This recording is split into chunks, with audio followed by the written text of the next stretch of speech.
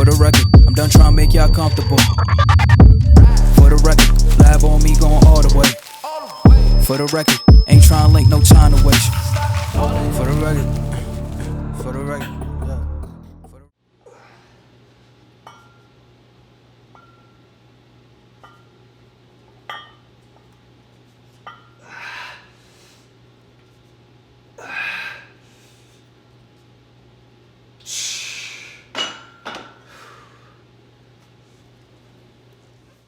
Hey, how's it going everybody? Dylan K. Johnson here, and today I want to show you guys how you can create an earthquake bar for less than $30. Now, if you guys don't know what an earthquake bar is, essentially it's a specialty barbell which causes any movement done with it to add a lot of instability to that movement. So essentially any kind of rocking, shaking, swaying, anything like that that happens during your movement is going to be magnified. Now, one thing that's kind of interesting with this type of barbell is it's not loaded in your traditional manner. You are going to be using standard plates, or a lot of people will actually use kettlebells, but you can use plates as well, just fine, any type of weight. The big thing here and the key is you're going to be actually loading it using bands. Now those bands are what are going to cause even more instability to your movement. Now if you haven't looked up the price of a genuine earthquake bar or bamboo bar before, they're going to run you anywhere from $290 to $400+, which is pretty damn expensive for a specialty bar. So the fact that we can recreate something very similar for around $30, that's pretty damn cool. Now with this build, we're going to go over everything that you need in order to complete it, as well as all the materials you'll need to purchase from your local hardware store. I purchased everything from Lowe's, so let's really quickly cover what we picked up. Now let's start off by going over everything that I picked up at the hardware store. First off, we're going to need a 1.5 inch by 10 foot section of Schedule 40 PVC pipe. Next, we'll need a 1 inch by 10 foot section of Schedule 40 PVC pipe. After that, we need two 1.5 inch PVC bushings. Next, we'll need three 1.5 inch PVC coupling units. Then next, we're going to need two 1 inch PVC end caps. And then finally, we need something to bind the PVC together, or basically to lock it all into place once it's assembled. And for today's build, I'm using a 2-in-1 clear finish PVC bonding agent. Now unfortunately, the bonding agent itself is about half the cost of the total materials needed for this build. So if you guys already have some of this on hand, then you'll be able to save yourself even more money and be able to complete this for less than $20. Now, the next thing we're going to go over are the tools needed to complete this project. So first thing you're going to need is a tape measure and a pencil. Then we'll need some way to cut the PVC down to size. Today I'm using a combination of a jigsaw and a handsaw. Biggest thing is with the handsaw, you need to be able to cut as straight a line as possible. So be careful with this one. If you have a bandsaw or a table saw, that would be better. My jigsaw, unfortunately, the blades are not quite long enough to do every single task that we had today, but they worked pretty well for cutting the main portions of the PVC. Now finally, if you have a hand sander, that'll be great. Otherwise, just a piece of sandpaper that you have laying around the house should work. And this is actually completely optional. You don't have to use sandpaper to finish off your cut edges. I just used it on one part of this build in order to ensure I don't have any sharp edges that are going to cut into my hands or into my bands when I'm using this barbell. All right, now that we've covered all of the tools and materials we'll need, let's jump straight into the build. Alright, now we're going to start off with our 1 inch section of 10 foot PVC pipe, and we're going to measure it out to 85 inches. Make a mark with your tape measure and your pencil, and then we're going to use whatever form of cutting tool you have to cut at that mark. So you should finish with an 85 inch section of 1 inch PVC pipe. Now after that, what we're going to do is we're going to use our PVC cement to basically bind the joiner or the bushings and our joinings together. So I'm going to take my PVC cement, make sure you read the directions on yours because all of them are going to be a little bit different. Some of them are 2-in-1s like what I'm using here. Others you'll have to use a primer and then the actual cement. But be sure you read your directions to use it properly, or otherwise you could end up with bad joints and something could go pretty wrong if in the end if you don't have it glued together properly.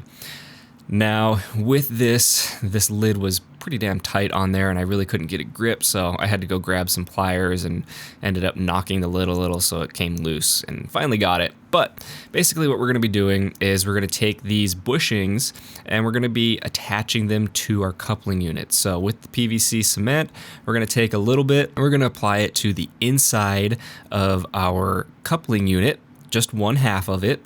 And we don't want to use too much here because we don't want it to squish out and overflow on the inside, because we do have to be able to fit something inside of that as well. But we're going to do a small thin coating on the inside, and then we're going to do a thin coating on the outside of our bushings. So once we have that applied, again, don't use too much. You don't want it squishing out everywhere. We're going to basically seat the two of them together. So with this, just slide one into the other and make sure that they lock in fully by pressing down on the bushing, ensuring that it again locks in all the way. If you get any of this on your hands, make sure you go wash your hands off immediately before you touch your face or something by accident, because this stuff is pretty nasty. You don't want to get it on your skin. You probably should wear gloves when handling it, but I don't have any at hand, so oh well. Do as I say, not as I do. Now after that, did the second one, and then we're going to just let them sit for a few minutes to dry. Now moving on to the next step, what we're going to do is we're going to slide these joints onto our 1-inch PVC, and then we're going to attach the end caps. Now we're not going to be gluing this stuff together just yet. We're just going to be taking a measurement here. So do this on both sides, and then make sure that your joints go all the way out and they're as tight as possible before we start taking our measurement. So you can see I'm going to measure from that center line of our 1.5-inch joint to the center line of the other end, and that's going to give us about 81 to 81.5 inches, which means that we're going to take our 1.5-inch PVC, we're going to make a mark at that 81 to 81.5 inch point, and then we're going to cut this into that 81.5 inch section.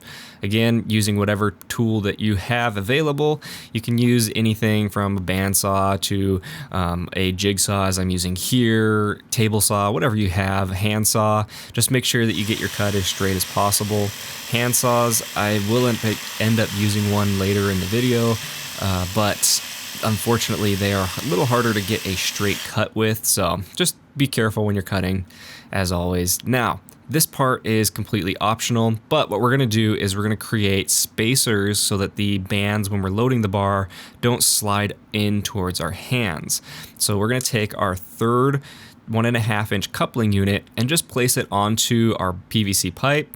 And then what I did was I took another section and placed it in here. And what we're going to try and do is cut out that center ring that prevents the pipe, or prevents the coupling unit from sliding all the way over the pipe. So with this, unfortunately, my jigsaw blade was a little bit short, so the whole coupling unit kind of goes flying here. Again, be careful when you're doing this, guys. Definitely take proper safety precautions. Use your personal protective equipment, PPE. So I didn't get a full cut all the way through because the blade didn't reach. I had to grab my little tiny handsaw and just finish it off there. So that was pretty easy, nothing too crazy. Definitely didn't get a straight cut on it. And then I ended up just using the handsaw to do the other side as well. Again, we're trying to remove that inner crease that you saw earlier so that these little pieces of the joiners will be able to slide all the way over our PVC pipe. Now, once you have both pieces, what I did was I took a little bit of sandpaper and I just started to kind of clean up the edges a little bit. Main reason for this is I don't want anybody cutting themselves when they're using this bar or handling it, and I also don't want it to damage any of my equipment. So we're going to be placing bands on this bar, and if the bands happen to go over these edges, I don't want them to basically rip or anything like that. So just real quickly grabbed a piece of sandpaper, cleaned off those burrs and everything a little bit, and just rounded out the edges. Now this next part, I happen to have a hand sander, so I was able to go through and just even further dull those edges a little bit. If you don't have one, don't worry about it. Main thing is just to get rid of those really sharp spots and all that stuff. So I used this and just cleaned up both of these coupling units that we cut. And then we're gonna go through and actually place them onto our bar. So there you can see it, because I used the handsaw, wasn't able to get a super straight cut, but it's good enough. And we're just gonna slide this onto our 1.5-inch PVC. Now, it is gonna be a little bit tough at first, but you kind of just have to finagle it, twist it on there, and we're only gonna slide it in around like 8 to 10 inches, nothing too crazy. If you want to, you can measure out each one on both sides and make sure that they're equal distances, but I didn't worry about it. I just kind of eyeballed it, got them as close to each other as possible. And then we're going to move on to the next step. So what we're going to do is we're going to take those bushings that we joined to our joiner units earlier, and we're going to glue these onto the 1.5-inch PVC pipe. So I'm taking my PVC cement, applying a liberal amount to the inside of that joining unit, and then same thing to the outside of that 1.5-inch PVC. Make sure that it firmly seats in place, and then we're going to do the same thing on the other side. Now, after that, we're going to take our 1-inch PVC pipe and one of our end caps, only one, and we're going to attach this to the PVC pipe. So same thing, a little bit of cement on the inside, a little bit on the outside, and then we're going to make sure that they firmly seat together. Now, we are only going to attach one because the PVC is going to be slid inside of the other pipe. So as you can see here, we're taking that 1-inch, sliding it into the 1.5-inch, and then what we're going to do is we're going to coat the outside of this 1-inch end cap with our PVC cement before firmly seating it into that bushing. So with this, because you're not able to get the inside of the bushing coated with PVC cement, what you want to make sure is you use a liberal amount, like a lot of extra PVC cement on the outside of this 1-inch bushing so that it kind of squishes around and fully coats the inside surface of that bushing. So you can see here, just making sure I get a lot on there and then firmly pushing it into place. Now with this, be careful again not to get any on your hands. If you do, definitely recommend you go wash it off as quick as possible. Once that's finished, we're going to flip the bar around and we're going to install the other 1-inch end cap. Now this one we need to coat the inside of the cap, and then we're also going to coat the outside. Again, I'm doing pretty liberal amounts of the PVC cement here because I'm not able to coat the outside of that 1-inch PVC pipe or the inside of that bushing. So I want to make sure that when this is placed inside of those, that it's firmly seated and it's getting enough PVC cement to go with it. So we're going to take this guy, very carefully place it in place. And what this is going to do is it's going to lock that 1-inch PVC pipe inside of the 1.5-inch PVC, so it's not going to be sliding around or banging around in there too much. Now, in order to make sure everything is fully seated, I like to take one end of the bar and just jam it into a corner, and then I'm going to press on everything, make sure that it all locks into place before the liquid cement or before the PVC cement starts to dry too much. Once that's finished, then I'm going to lay the bar next to my Ohio Power Bar, and this step is completely optional, but I find that it really helps, and I'm going to line them up as best as possible, and I'm going to make a mark at each power ring point on my Ohio Power Bar so that they line up, as well as where my knurling ends, so that what I could do is, if I wanted to, once I have those marks, you could wrap the bar in grip tape so that you're not slipping and sliding around if you start sweating a bit, because again, you are going to be just holding onto a straight PVC pipe, so if your hands start to sweat a little, you're definitely going to get a little bit slippery, and you don't want this bar slipping out of your hands.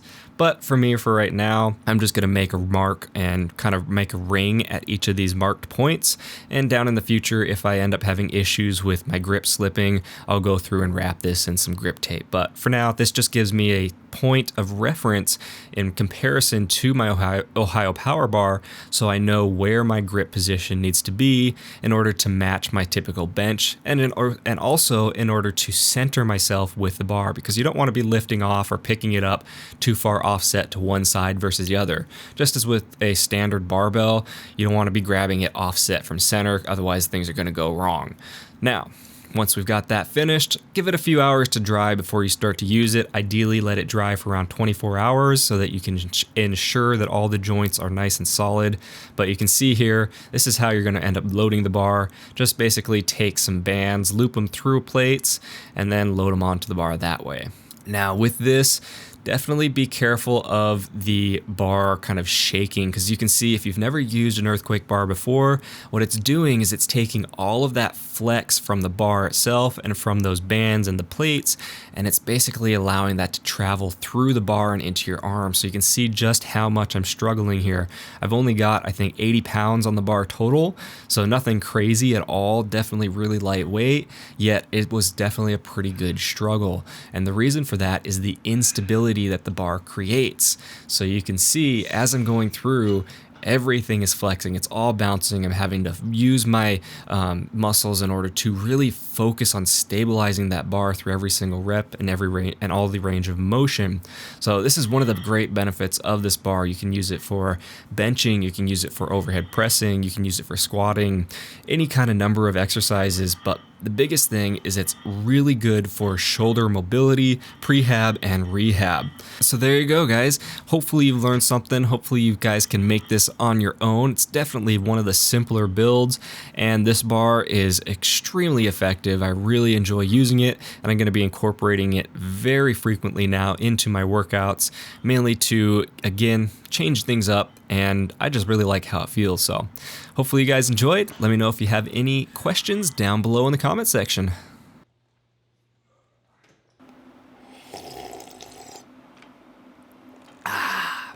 Alright guys, thank you all for watching. Hopefully you've enjoyed the video, hopefully you learned something, hopefully you've taken something away. If you have, go ahead and hit that like button for me. Definitely helps out, helps show your support for the channel. And if you haven't already, go ahead and subscribe as well, because we've got great videos coming at you all the time. And as always, thank you all for watching. I will see you in the next video. Bye. For the record, I'm done trying to make y'all comfortable. For the record, lab on me going all the way. For the record, ain't trying to link, no time to waste. For the record, yeah. For the record.